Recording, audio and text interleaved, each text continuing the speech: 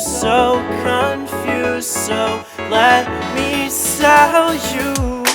Stop it to what I'm feeling. Let me into what I want so bad. Hi. So I've been seeing this trend of like glass skin floating around YouTube, and I asked my friend what is glass skin exactly. I mean, glowy skin obviously, but he was like, oh, it's just like glowy skin.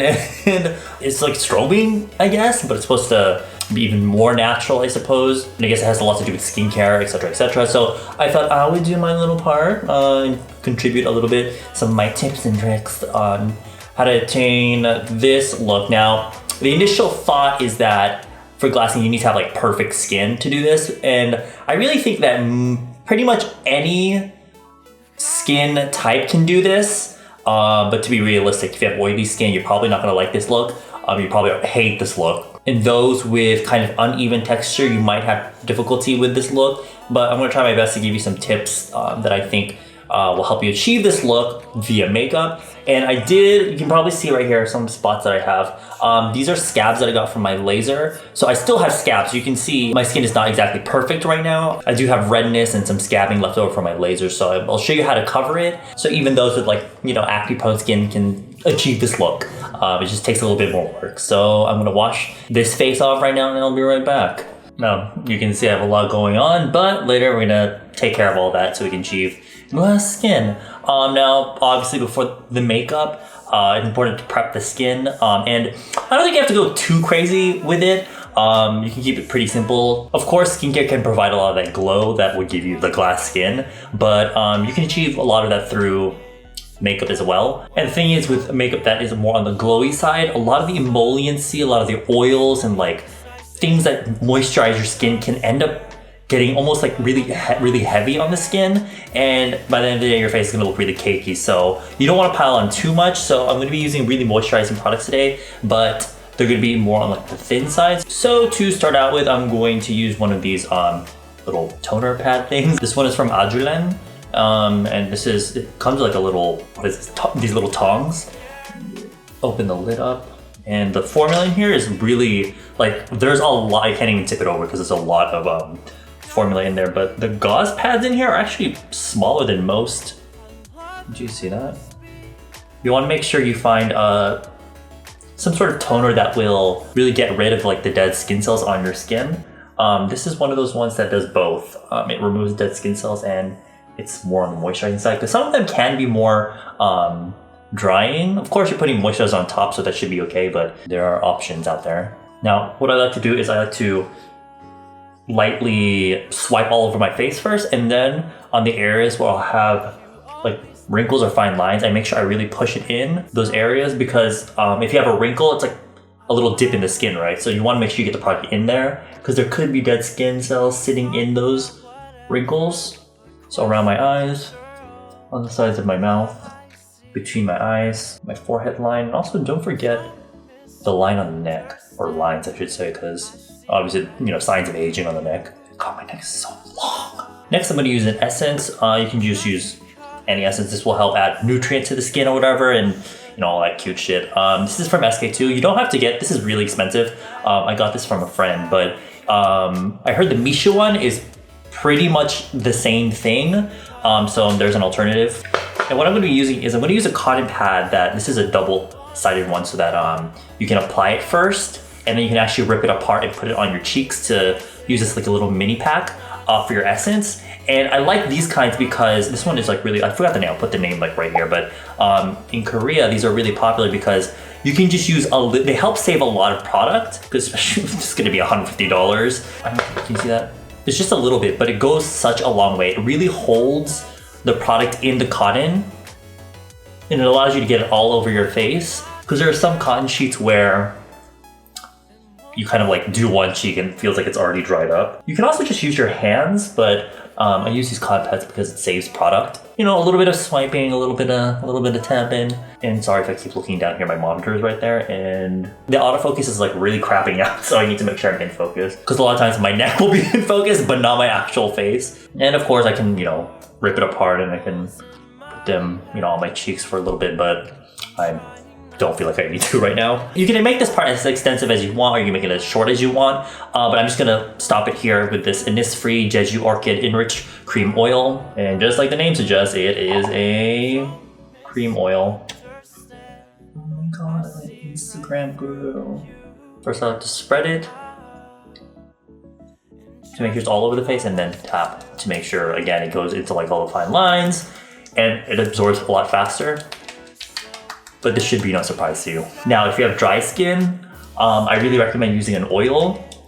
It doesn't have to be this one, but it could be any facial oil, because oil really retains the glow much longer than just trying to pile on like maybe a heavy moisturizer. If you have oily skin, I definitely recommend relying more, if you're gonna do like glass skin makeup, I definitely would rely more on the makeup to give you that glow, because if your skincare is super heavy, that might cause your skin to, I mean, the makeup itself is already probably gonna make your skin more oily, so you don't wanna make your skincare be the cause of like overproduction of oil. Of course, you wanna make sure your skin is moisturized to a certain degree, because that itself helps maintain the level of oil your skin produces, but you don't want to overdo it. So if you're trying to achieve glowy makeup, I definitely recommend an oil. And you can probably see it better if I did not have all of these. But hopefully you can see like the glow that I have on my skin right now.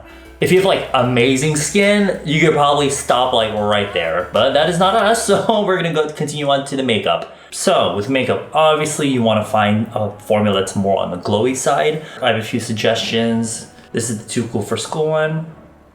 This Clio one is really good for if you need more coverage. You guys know I use this all the time whenever I do people's makeup, because I feel like it's really versatile. For cushions, obviously the Everlasting cushion from Pony Effect. The Moonshot one, this is one of those tension cushions. Both of these are quite similar. They have really, really high coverage, and they're all, they last really long throughout the day despite having more luminous finishes. And then the Naked Face Water King Cover Cushion, this has super high coverage, and the glow is like extreme. It's like really, really glowy, like almost shiny, like watery shiny. So I would be careful with this one, but if you want that glow, this will give you that glow. But do keep in mind, the colors on these are a little bit more on the peachy side, so that's something to keep in mind. But today I'm gonna be using the new eSpoir Pro Tailor Foundation Glow. This just came out recently, I believe, and it's supposed to be like really glowy. Now the initial instinct, I guess, for someone that is wanting like a more glowy foundation or whatever would be to use, oh, let me use a beauty blender, because you know we dip it in water, you know, it provides more of like a moist finish, and to some degree I guess that's the case, but I feel like every time you're bouncing the, you know, this isn't damp right now, but if it was, every time you're tapping it on the skin, I feel like because it's a sponge, it's actually absorbing some of that glow. So at first it might look like, wow, oh my god, my skin is so glowy after you blend your foundation out with a sponge. But after a few minutes, I feel like a lot of it, the water that ends up on your face from the sponge would have evaporated, and your skin, I mean, it might stay glowy, but it's not as glowy, I feel like, as if you were to use a brush. And these brushes actually look quite old school, and I feel like they not necessarily get a bad rap, but you know, beauty blenders and like buffing brushes, these kind of like lost the limelight. But recently, a lot of these are really popular among Korean makeup artists, because they're actually really good at providing a glow when used with the right foundation. Now, the important thing is when choosing a flat foundation brush like this, is you find one that's more on the thin side. You want to make sure it comes to a really thin point. I have some other ones here. There's this one from Real Techniques. You can see it's a lot thicker right here. And the thing is, when you're applying the foundation, when you're pushing it against the skin, the product obviously kind of gets pushed up. But if there's too many hairs, like if it's really thick, then the foundation will kind of get pushed up and get stuck in the brushes and not really go on your skin. So you want to find one that's really thin, so that most of the foundation is closer to your skin rather than like all the way stuck inside of the brush, if that makes sense. You can use even something like this, is another foundation brush from Real Techniques, but you can see it's super thick. You see right there? And you can get away with using it, but I just feel like you use a lot more product because a lot of it just ends up in the bristles. And even like this one, you can see it's still slightly thicker than this one. So this one is the Picasso FB17 brush. But like I said, this is one of those things you can find like anywhere. So it doesn't necessarily have to be this one, but and you could just use a sponge if you really want to. But I'm going to show you the glow that you can really get from a flat foundation brush. So you want to make sure, again, because we're using a bunch of emollient products today, you want to use as little product as possible. You don't want to use like a whole ton to like try to achieve that glow. I mean, you can again, but with all the emollient products and the oils, they can all end up looking cakey, and especially depending on your skin type, you can end up with a product not lasting as long on the skin. So I'm gonna shake this bottle up real quick, and we're just using 1 pump. That should be more than enough right there. So what you want to do is you want to load up. You see like right here, there's like a kind of like a line. You want to apply the foundation mostly to that area. So just right there. You want to really evenly coat the brush. Now remember, the point of foundation is not to cover everything. That's what concealer is for. For this, you want to, because you see like it's a combination of red dots and spots along with like patches of red. What you're doing with the foundation is you're covering the patches of red so that later the concealer can cover everything else. So the parts of the face you want to keep this are obviously more of like the center. The parts of your skin that are a lot thicker, areas like here around the eyes or around the mouth here are a lot thinner, so therefore the foundation doesn't last as long, or it's more at risk of like creasing or getting cakey. So you want to keep the foundation more so right here. Oh my god, that's a lot. Do you see what I'm talking about? It still maintains that glow. And the thing about flat foundation brushes is that this side where the bristles are flat, it's kind of pushing the product into your pores so that it creates more like a this porcelain finish. And also, it really helps adhere foundation to the skin. So what I'm doing is I'm getting the initial amount of product on the skin. So what I'm gonna do is tap the foundation, and this is what's gonna fix the foundation to the skin. I'm sorry, my earring is probably annoying you, but it is a bitch to take off, so please bear with me. And on the nose, you really want to put as little product as possible. When you're doing glowy makeup, the key is to use as little as possible, because the last thing you want is after all these products being put on your skin, you don't want it to be cakey. Whatever's left, take it down the neck if you find that it doesn't really match. For glass skin, you really want to achieve that sort of translucent look to the skin, so you might even want to consider using a foundation that's maybe half a shade lighter than your skin. When you put it on your skin, you want your skin to look, you know, the look of like, oh, my face, when you put foundation all over and you kind of look flat, so then that's when you add bronzer and stuff. That's kind of the look you, minus the bronzer, you kind of want that look of like the face being really like, you want to look like an egg basically. And then the dimension will come in via the glow, so you don't look as flat. But I guess to achieve that sort of translucency, you might want to consider going a little bit lighter on the foundation. You don't have to, either the exact shade or slightly lighter. You don't want to look ashy. But do you see how I still have that glow, but it did a really good job at evening out a lot of my skin tone, so all you can really see are like the major spots that I need to conceal.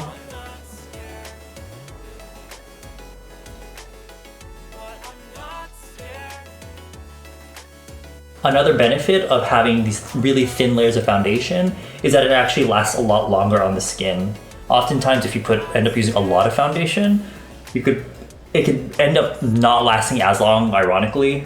So again, after spreading all the foundation around, make sure you tap to help fix the foundation into the skin. I think one reason why a lot of people don't like these foundation brushes is because they think that it's going to cause streakiness.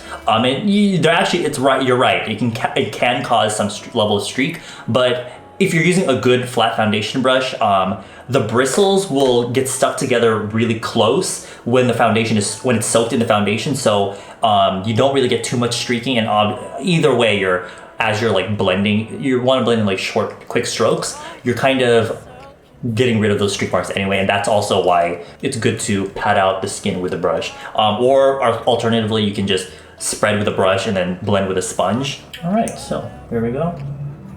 Now you want to keep this brush in handy because now we're going to go into concealer, and if there's any foundation left on your hand, that'd be a good thing because we can use it to mix in with our concealer to make sure everything is all even. You can totally get away with just using your foundation as your glow, but if you want to use highlighter, it's really important that you find the right formula of highlighter. For example, I know brands like Fenty have like those stick highlighters, but the thing is, you need to find a highlighter that's thinner than your foundation. If you're using a cream highlighter, it's actually a lot thicker than the foundation. So what's gonna end up happening is you're gonna end up rubbing off your foundation if you apply a kind of heavier highlight. So two things that are important when it comes to a highlighter for this sort of glowy makeup is you wanna find a formula that's thinner and that's more emollient or glossy or more moisturizing than your foundation. Otherwise, if you use something like this is new. I was excited to use this, but I don't think it would work for this look. This is the new Too Cool for School by L'Oreal Luminizer Banishi Luminous Varnish. It's one of these sort of glossy highlights. Brands like RMS Beauty are known for things like this, but this would be too, it's not, like it's glossy, but it's not thin enough. The formula on this is really nice and you can get like a really natural like glossy look with your foundation, but it's not as glowy as the foundation itself. So it's gonna end up actually, when you blend it on your cheeks, is gonna make the glow look not as glossy, which is, you know, counterproductive. So even something like the Anastasia Liquid Glow, this is actually, it's really glossy, as you can see, but it actually dries down matte. Like it's matte, but a lot of the glow comes from the shimmer. This would also cause you to kind of lose that bit of glow and it will kind of sit on top of the skin. It won't work really well with the glossy foundation. So what I do recommend is either using maybe something like a face gloss from MAC, or I have, oh my God, it all rubbed off. And this might be discontinued, I'm not sure. This is the Pony Effect Strobing Luminizer. Usually is a lot more emollient than the foundation, and it's a lot more like liquidy. The other highlighters I suggested definitely work a lot better on foundations that aren't as glowy, and actually if you have oily skin, they'd be great because you can use a foundation that's more matte and then use those types of highlighters on top to give you that glow. So you have the benefit of that oil control from that foundation, but you get that sort of natural glow from the liquid highlighter or cream highlighter, whatever you're using. So I'm using the Pony Effect Strobing Luminizer, and you want to use a thin, like a really thin amount, because if you use too much, it's going to be too much for the foundation. It's going to actually break it down. So you kind of want to tilt your head in the light, and wherever your skin is naturally catching the light, that's where you're going to place it. And you're kind of just enhancing that glow that's already there. You can take it down onto the cheeks a little bit. I know a lot of people try to avoid that area, but I think it'll be okay with this look. Also, a little bit on the nose. So we'll leave that here for now, but you're gonna have to go back and forth between all the steps to make sure everything is even, because glowy makeup can be a little bit finicky because you're gonna have to go through steps, and because sometimes you're wiping off concealer, foundation when you're doing other steps. So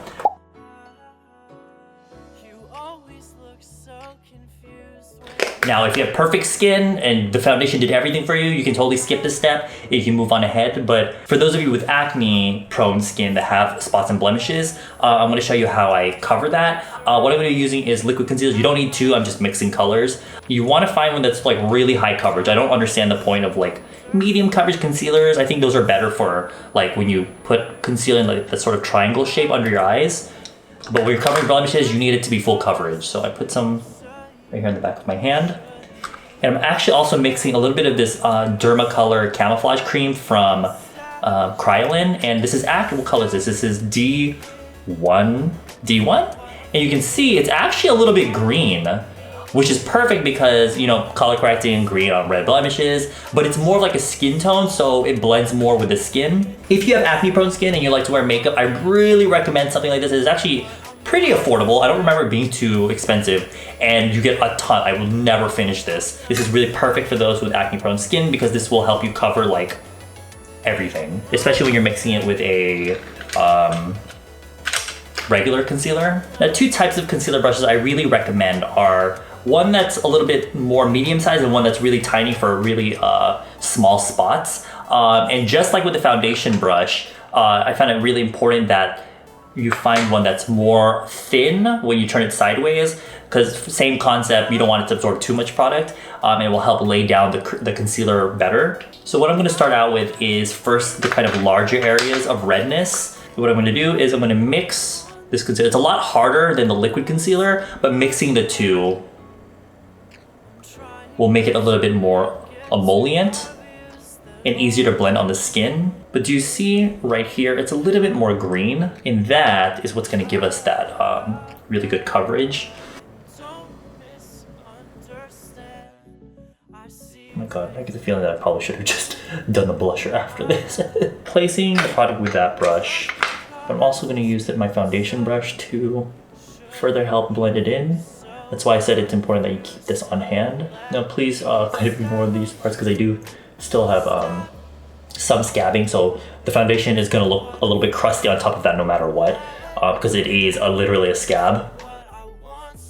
But hopefully you get the idea by me demonstrating this to you. But combining the power of that color corrector with the coverage of that liquid concealer can help us cover the blemish with as little product as possible. Because again, I keep repeating myself, but it's really all about thin layers. And if you can achieve that beautiful full coverage with as little product as possible, then I think it will make for not only a more natural finish, but it will help make it last longer. I'm still not done, but I pretty much got like really great coverage on that side. I don't think I'm gonna cover this. Oh, maybe I can. Alright, you can still see it a little bit, but it's definitely from far away. I don't think anyone's gonna notice unless they're really fucking close to your face. And every now and then, remind yourself to brush off any excess, because when you're applying all these products, sometimes the foundation brush can get loaded with product. And when you're trying to blend, if you're adding more on top of all these spots, then that can cause it to get cakey. So do brush it off every now and then. God, it's getting really hot up in here, but doing it for the vine. So you guys, this is why you need to get a good skincare routine so you can avoid having to do all these steps with makeup. Of course, if you have the time and the patience to do it with makeup and you have more problematic skin, then by all means you can do so. Okay, so oh my god, I can't believe I forgot this. I forgot to color correct under my eyes. For that, I'm using the Skinfood Salmon Darkcircle Concealer. This as well is more on the creamy, dewy side. So it's gonna work well with the rest of the products that we use on our face. Sometimes when you're using a combination of matte and dewy, glossy, whatever makeup products, it can become a little bit difficult to work with, and they all start to not sit together well. So it's something to consider when choosing the products that you're buying. So that's what we're working with so far. Now at this step, you might have lost a little bit of that glow from your liquid highlighter. So if you want, you can go back in and use some more. Feel free to also use your foundation brush. That's a good tip as well, as if you use your foundation brush to apply your highlighter, it has a little bit of your foundation, so it all kind of like works in synergy together. And also you do want to keep in mind that sometimes you have to just let your products sit on your skin for a little bit and let them work their magic, because sometimes your skin, because this is stuff we're putting on top of our skin, so our skin's gonna absorb it. So sometimes, I mentioned this a few times in my foundation reviews, is that sometimes the skin can absorb the foundation and will end up looking a little bit matte, but then later on, maybe either your natural oils will come through, or it's just the product sitting on top of your skin and getting warmed up, is the glow will come back. So do give your skin a little bit of time before, because sometimes if you're like, oh, my skin, it's not looking as glowy as I want it, then you start piling more on when you haven't given a little bit of time to let it like sit on your face for a little bit. I'm pretty happy with the glow that we have now, but I personally have oily skin, and also you can if you want, but sometimes we don't want every part of our face to be really shiny, so I'm going to use a powder to mattify certain parts of my face. Now with this, you want to be very careful about where you put your powder, so it's important that you use, if you can, try to use a smaller brush so that you can set certain parts of the face and you're not setting everything. Oh, first though, I'm going to use the powder puff. Really make sure the product's even on the puff, and then first set just the under eyes.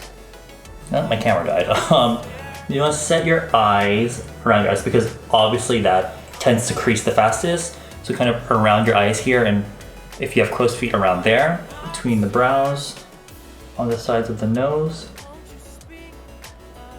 smile lines. And then, going back to that brush I just mentioned, you kind of set the rest of your face. I accidentally put some on the tip of my chin, but really just right here, between the tip of the chin and the lips, you kind of want to set there, and you want this part to be glowing. Do you see where the center of the pupil is? On the inside. You want to set that a little bit. And then the center of the forehead. You can kind of leave the part of the brow right there shining, because there is a difference between like nice glow and like glow that makes you just look like you're oily or sweaty. Definitely avoid the center of the nose. You can powder around here. I hope you found the tips useful and maybe you can incorporate them into your makeup routine and get this, because not all of us have perfect skin to get that glass skin naturally, so some of us have to do with makeup. But yeah, all the products I use will be down below, and I will see you in the next video. Bye bye. And just because it's new to you shouldn't leave you so confused. So let me tell you, stop it to what I'm feeling.